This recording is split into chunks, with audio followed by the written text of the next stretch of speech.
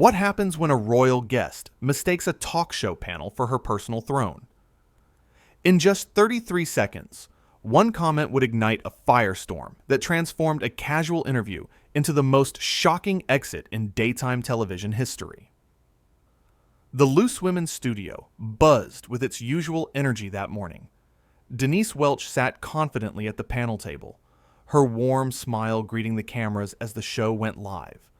The atmosphere felt light, almost celebratory. The guest list included someone the producers had been chasing for months. Meghan Markle had finally agreed to appear. When Meghan walked onto the set, the audience erupted in applause. She wore an elegant cream-colored dress that probably cost more than most people earn in a month. Her entrance was slow, deliberate, as if she expected everyone to rise from their seats. Denise stood to greet her, extending a friendly handshake. Meghan barely acknowledged it, offering only her fingertips before settling into the guest chair with an air of superiority. "Welcome to Loose Women," Denise began, her voice genuinely warm. "We're so thrilled to have you here today. How are you doing?" Meghan tilted her head slightly, a practiced move that seemed designed for maximum camera appeal. "I'm doing quite well, though I must say I expected a somewhat more sophisticated setup for someone of my background." The other panelists exchanged quick glances. Denise maintained her professional composure, though her smile tightened just a fraction. "Well, we like to keep things relaxed and authentic here. That's what our viewers love about the show. Now, let's talk about your recent projects. And before we get into that," Meghan interrupted, holding up one hand as if stopping traffic, "I need to address something. The chair you've provided is frankly uncomfortable. Could someone fetch me something more appropriate? Perhaps something from the executive offices?" The studio fell silent. Even the audience seemed unsure whether this was some kind of joke. Denise blinked slowly, processing the audacity of the request. "The chair is the same one all our guests use. It's perfectly fine. Now, as I was saying, fine for ordinary guests, perhaps," Meghan cut in again, her voice dripping with condescension. "But surely you understand that I require certain accommodations. It's simply a matter of respect." Denise leaned forward slightly, her patience beginning to wear thin. "With all due respect, every single person who sits in that chair is treated with equal respect on this show. From Hollywood stars to everyday heroes. That's what we're about here." Meghan let out a small, dismissive laugh. "How quaint! I suppose that's the British way, isn't it? Pretending everyone is equal when clearly some of us have contributed more to society than others." The audience gasped audibly. Denise's expression hardened. "I'm not sure what you mean by that." "Oh, come now," Meghan said, waving her hand dismissively. "Let's not play games. My platform, my influence, my charitable work, these things matter. I've used my position to actually make a difference in the world. What exactly does this show do, besides gossip about celebrities and discuss trivial matters?" The other panelists looked absolutely stunned. Though one of them tried to jump in to defend the show, but Denise raised a gentle hand, signaling she would handle this herself. "This show," Denise said, her voice calm but firm, "has given a voice to millions of women across this country. We've discussed mental health, domestic violence, cancer diagnoses, miscarriages, and countless other real issues that affect real people every single day. We've raised awareness and funds for numerous charities. So perhaps, before you dismiss what we do, you might want to actually know what we do." Meghan's face flushed slightly. "Well, I hardly think discussing your personal problems on television compares to the kind of international humanitarian work I've been involved in." "International humanitarian work," Denise repeated slowly, her eyebrows raising. "You mean the work that seems to involve mostly photo opportunities and carefully staged appearances? Because from where I'm sitting, the women on this panel have been brutally honest about their struggles, their failures, their pain. And that honesty has helped countless people feel less alone. That's real impact." The tension in the studio became almost unbearable. Meghan shifted in her supposedly uncomfortable chair, her composure beginning to crack. How dare you question my charitable efforts? Do you have any idea who you're speaking to?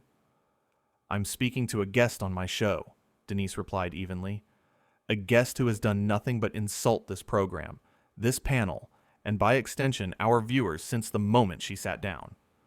Meghan's eyes widened in shock, as if she couldn't believe anyone would dare challenge her. Excuse me? I have insulted no one. I've simply stated facts. Perhaps the truth is uncomfortable for you. The truth? Denise let out a short, sharp laugh.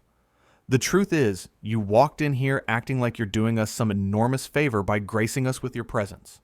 You've complained about a chair that every other guest has been perfectly happy with. You've dismissed the important work this show does. And you've suggested that you're somehow better than everyone else in this room. That's not truth. That's arrogance. The audience began to murmur in agreement. Some people even started clapping softly. Meghan's face went from flushed to pale. I don't have to sit here and be spoken to like this. Do you know how many shows would kill to have me as a guest? Then perhaps you should be on one of those shows instead, Denise shot back without missing a beat. Meghan stood up abruptly, her chair scraping loudly against the floor. This is absolutely outrageous. I came here in good faith. And this is how I'm treated? Denise remained seated, completely composed.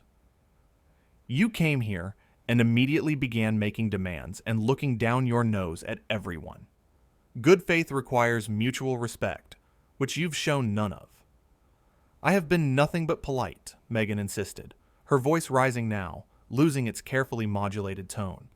Just because I have standards doesn't mean I'm being difficult. Standards, Denise repeated, standing up now to face her guest directly. Let me tell you about standards. My standards include treating people with basic human decency, regardless of their job title or bank account.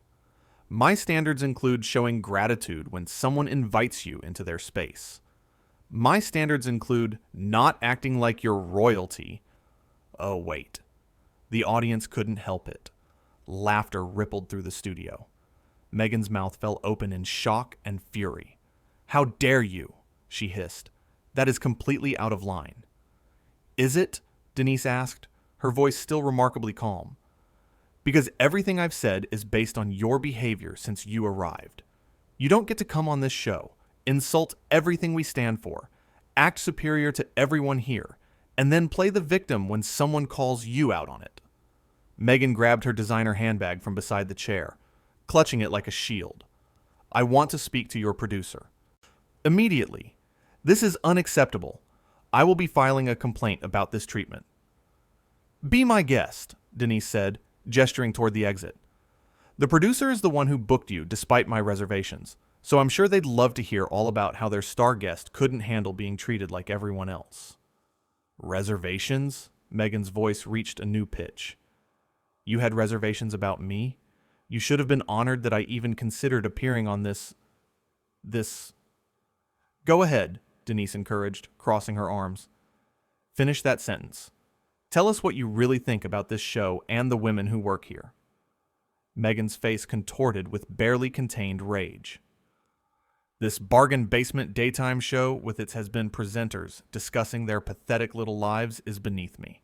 I thought I could elevate it with my presence, bring some actual class and importance to it. But clearly, you're all too small-minded to appreciate what I bring to the table.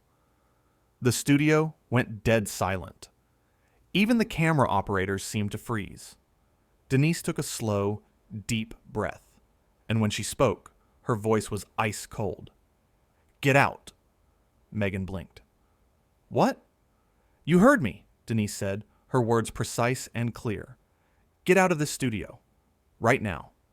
You cannot kick me off your show, Meghan sputtered. You're a guest who has overstayed her welcome, Denise finished. And this is my panel. These are my colleagues. This is our show, and I'm telling you to leave. Now. Meghan looked around desperately, as if expecting someone to come to her defense. The other panelists stared back at her with stony expressions.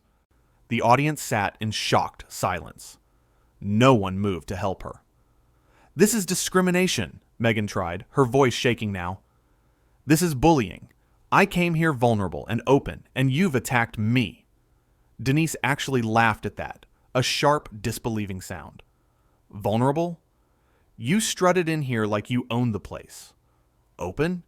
You've done nothing but put up walls and throw insults. And attacked?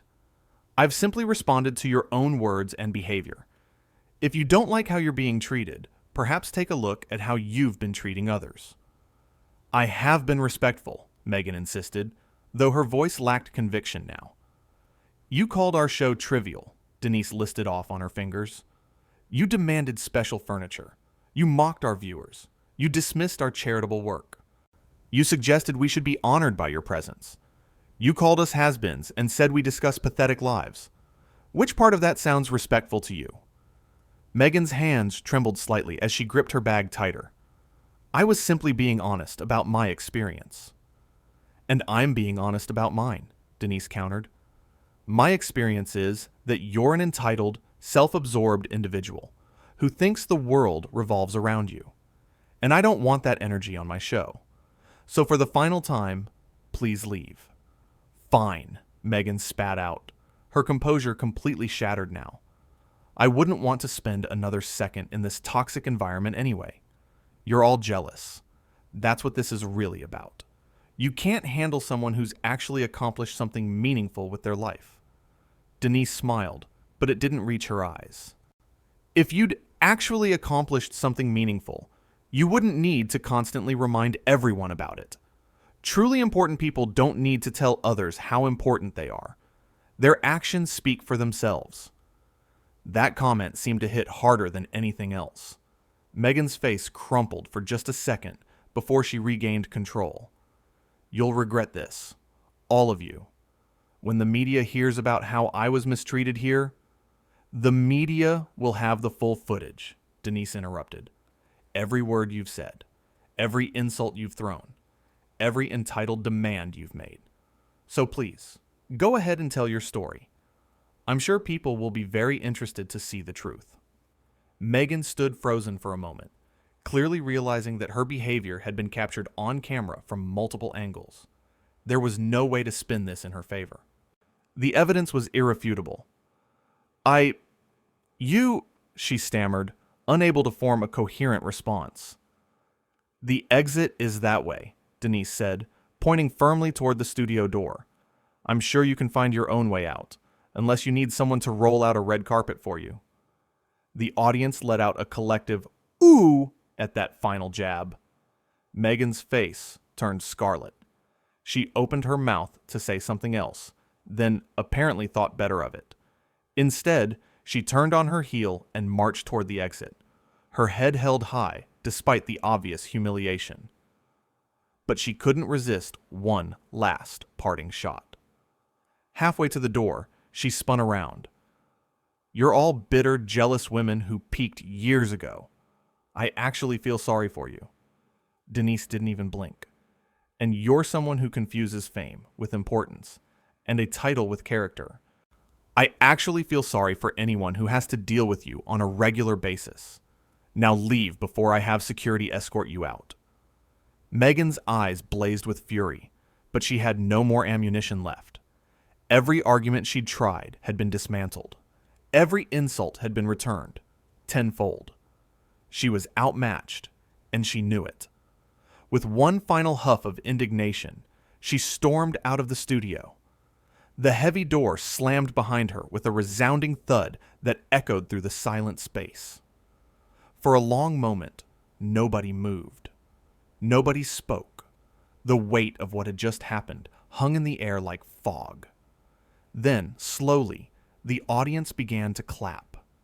It started with just a few people, then grew louder and louder until the entire studio was on its feet, giving Denise a standing ovation.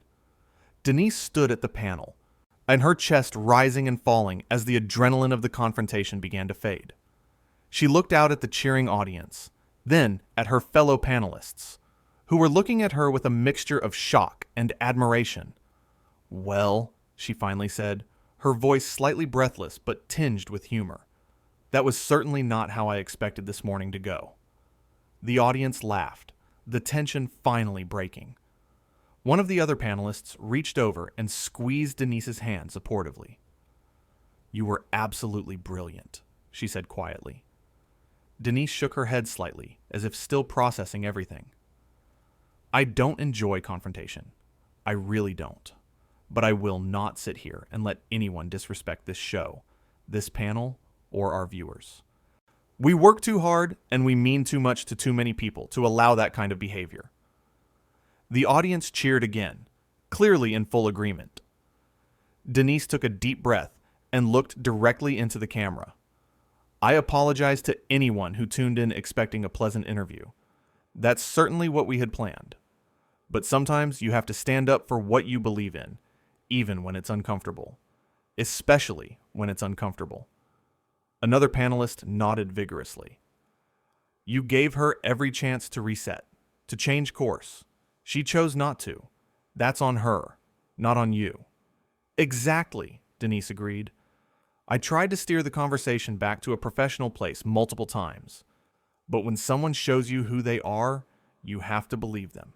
And she showed us very clearly who she is." The audience continued to show their support, their applause filling the studio with warmth and solidarity. It was clear that Denise had not only stood up for herself and her colleagues, but she'd also stood up for every viewer who'd ever felt dismissed or looked down upon by someone who thought they were better. "Right then," Denise said, smoothing down her outfit and visibly collecting herself. "Shall we get on with the actual show? We have some genuinely lovely guests lined up, and I promise they won't require special chairs or red carpets." The audience laughed appreciatively, the atmosphere in the studio transforming from tense and charged to supportive and energized. What could have been a disaster had instead become a moment of television history, a perfect example of grace under pressure and refusing to accept disrespect. As the show continued, Denise handled the rest of the program with her usual warmth and professionalism, but everyone who had witnessed the confrontation knew they'd seen something special. They'd seen someone refuse to be bullied or diminished. They'd seen real backbone and authentic courage. In the guest chair that had supposedly been so uncomfortable, the next guest sat happily, chatting away about their latest project with enthusiasm and genuine appreciation for being there. The contrast could not have been more stark. During a commercial break, one of the producers rushed onto the set, looking frazzled and concerned. "Denise, I am so sorry. I had no idea she would be like that. Are you okay?" Denise smiled, this time genuinely. "I'm fine. More importantly, are you okay?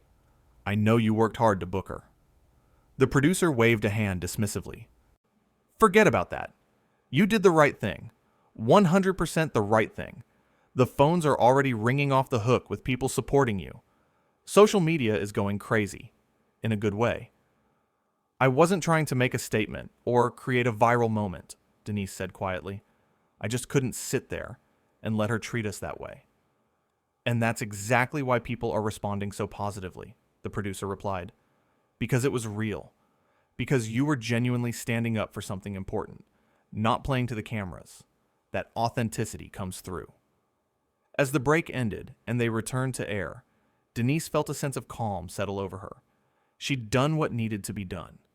She'd defended her colleagues, her show, and the values they all stood for. Sometimes being the good guy means having difficult conversations and setting firm boundaries. Sometimes it means showing someone the door when they refuse to show basic respect. The rest of the show flowed smoothly, filled with the kind of honest, heartfelt conversations that Loose Women was known for. Real people discussing real issues with genuine emotion and support for one another. It was everything the show was supposed to be, everything it had always been.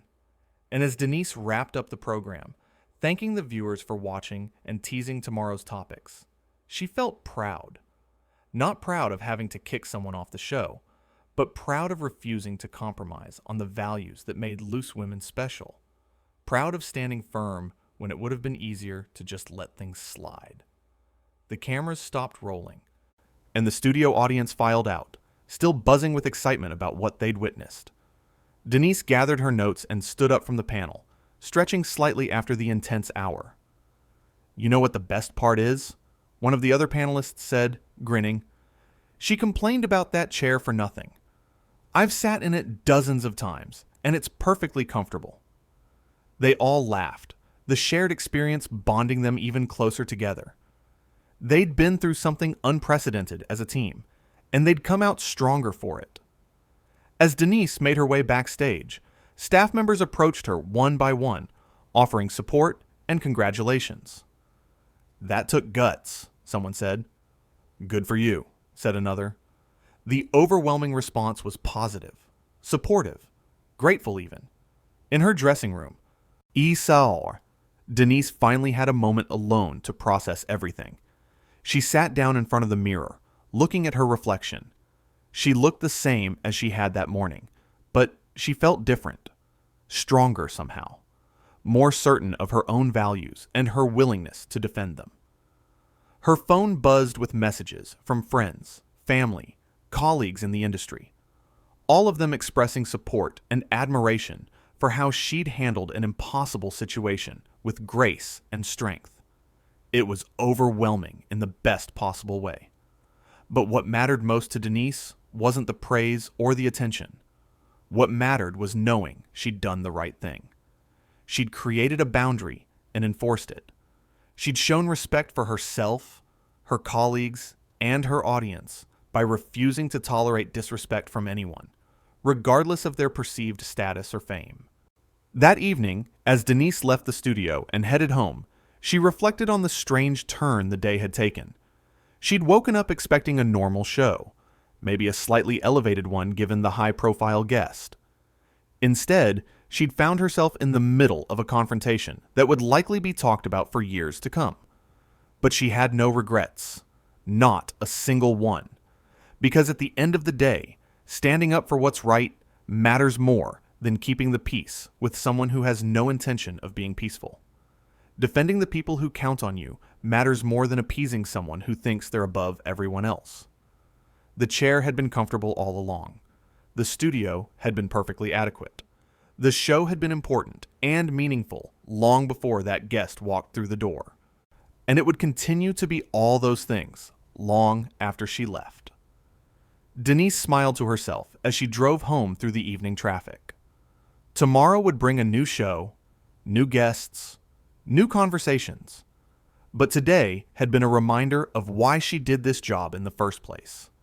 To give voice to real experiences, to create a space where honesty and authenticity mattered more than status or pretense, and to never, ever compromise on treating people with the dignity they deserve. And if that meant occasionally showing someone the door when they refused to offer that same dignity to others, well, so be it. Some battles are worth fighting. Some lines are worth drawing. Some moments require you to stand up and say, enough is enough. This had been one of those moments, and Denise Welch had risen to meet it with exactly the kind of strength, clarity, and integrity that had made her such a beloved figure in the first place. Not because she sought confrontation, but because when confrontation found her, she faced it with honesty and courage. The comfortable chair sat empty now, waiting for tomorrow's guests. Guests who would appreciate the opportunity, respect the platform, and engage in genuine conversation. The show would go on, as it always did, stronger for having defended its values when they were tested,